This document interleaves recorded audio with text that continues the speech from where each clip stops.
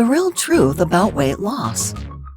Despite the science being there to show us what really works, so many female fat loss and nutrition plans are based around principles that don't deliver results and pseudoscience that just doesn't stack up. Women are typically told to do two things to lose weight. 1. Drastically slash calories. This is usually done by minimizing carbohydrate intake, cutting down on fats, eliminating processed foods and alcohol completely, and even banning whole food groups such as grains, gluten, or dairy. 2. Start doing lots of cardio, and we mean lots of cardio. The theory is that cardio burns calories, and so any woman who wants to drop body fat needs to pound the treadmill, take up jogging, dedicate themselves to evenings on the Stairmaster, or spend hour upon hour on an exercise bike. This isn't the case. You'll be amazed how little exercise you need once you're doing the right type of exercise, that is. Before we move on, and I go into how we'll get you to lose fat faster than you ever imagined, as well as doing it safely and sustainably, so you experience no ill health effects and maintain all the progress you make, let's just look at why the above methods don't work. You slashed calories and upped your cardio? Initially, doing this will bring about results. The weight on the scale will definitely go down, and you may even look a little leaner. This is because you've created a calorie deficit. A calorie deficit is where you're burning more calories than you're eating. So in order to survive and to have a supply of energy, your body turns to its stored fat for fuel. No matter what type of diet you do, you have to have a calorie deficit to lose weight. You can eat as healthy or as clean as you like, but if you're eating more calories than you burn, you won't lose an ounce. Even if you're surviving solely on chicken breast and broccoli, while it would be hard to overeat these, it's still theoretically possible to gain fat if you're not in a deficit. So you've been dieting for a few weeks and seen the scale move down, your clothes feel looser, and you might even have seen some changes in the mirror. But pretty soon, a few things happen. For one, your hunger levels will be through the roof.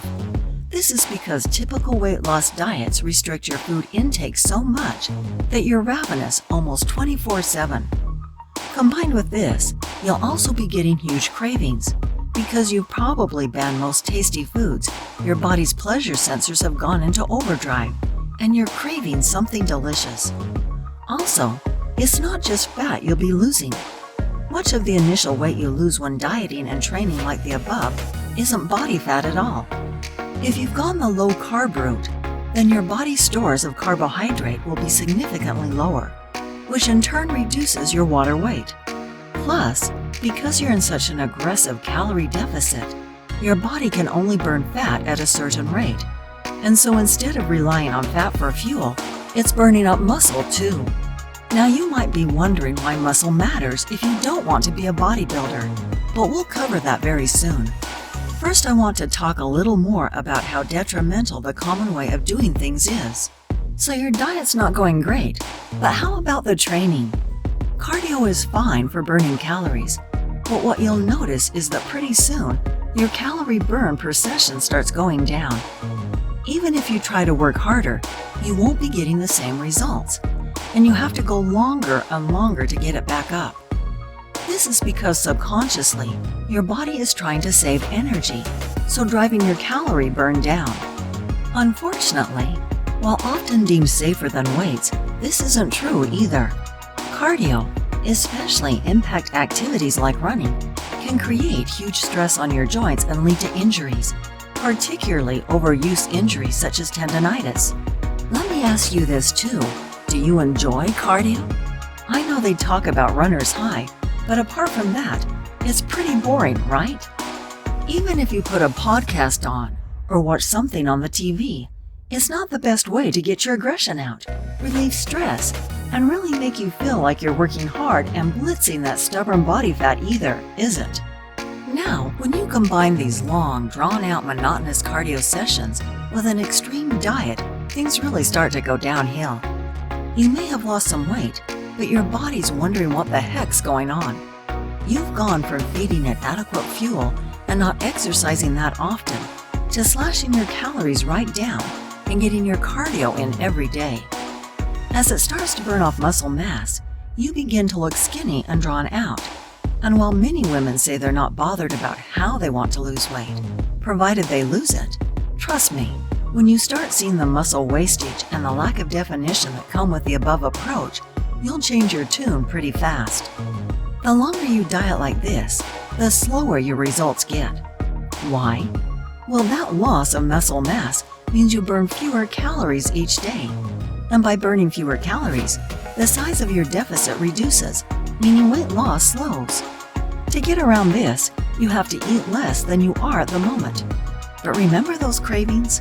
Well, they kick in hard, and it becomes almost impossible to stick to your plan. When the results are coming fast, depriving yourself and eating your same old bland, boring foods is bearable.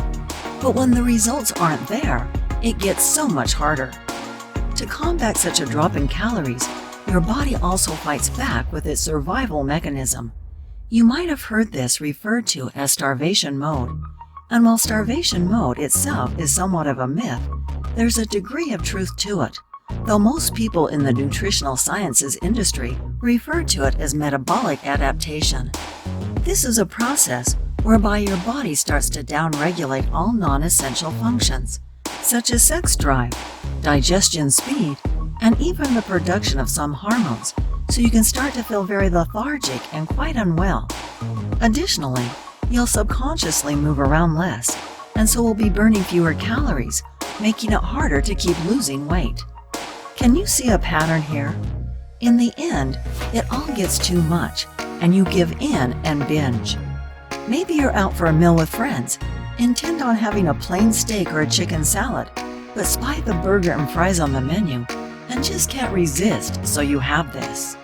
It tastes so good, and you figure that you've blown your diet anyway, and so you go on to have dessert, wine, and then chocolate when you get home. And before you know it, you've eaten a week's worth of calories in just a few hours, and then you feel guilty. This guilt starts to form part of a vicious cycle, whereby you think to get back on track, you need to be even more extreme than you were before, with more cardio and less calories. But the same thing happens again, only this time the binge comes sooner. Each and every time you do this, you're making future fat loss progress harder and harder, as you're playing Russian roulette with your metabolism. You make your physique worse too, as you lose a combination of muscle mass and body fat during the diet, but put back on solely fat, no muscle when you binge or overeat. Now, this is not meant to be a horror story. Far be it from me to try and scare you straight from the start. But I wanted to include this to outline how the way most women are told to eat and train to lose weight is just downright wrong. I also know there's plenty of skepticism out there when it comes to female fat loss, so wanted to show you how I'm not just another guru who wants to sell you supplements or get you onto an extreme eating plan.